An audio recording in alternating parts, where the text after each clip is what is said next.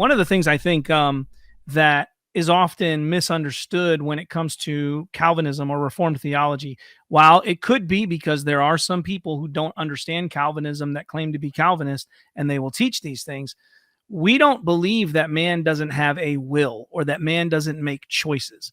The Bible teaches us that God is the one who decrees all things from beginning to end, from end to beginning, but he is not the author of sin. He doesn't cause man to sin.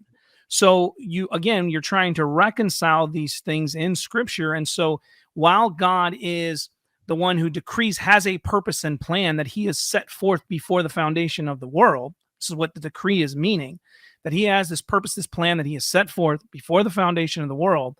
He also uses the means by which man operates and does things to bring about these purposes, to bring about his will.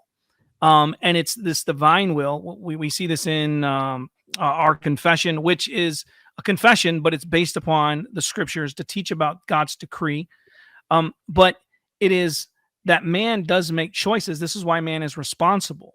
Where we say man doesn't have the free will, we're saying man doesn't have the will to come to God of his own free will.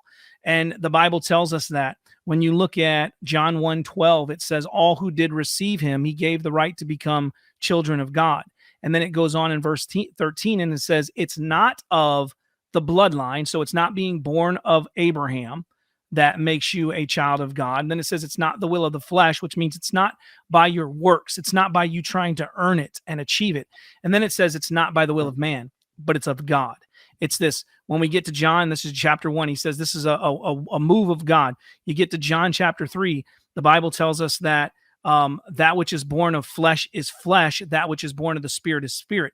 The spirit the flesh cannot bring forth spirit. It can't. 1 Corinthians 2:14 says the natural man cannot understand spiritual things. He's dead. He can't understand it. So what we are saying is that, yes, man is making choices. They can't choose to come to God of their own free will because they're dead. God has to do a work there. Can they respond to God? Only if God first initiates that and regenerates their heart to do so. And in the Old Testament, we're talking about an Old Testament system where the Spirit of God was not in the hearts of believers. Well, I guess you can have some people that have differences in this as well. But there's something new that happens at the day of Pentecost when the Spirit is set forth after Christ comes. The Spirit comes and dwells within us.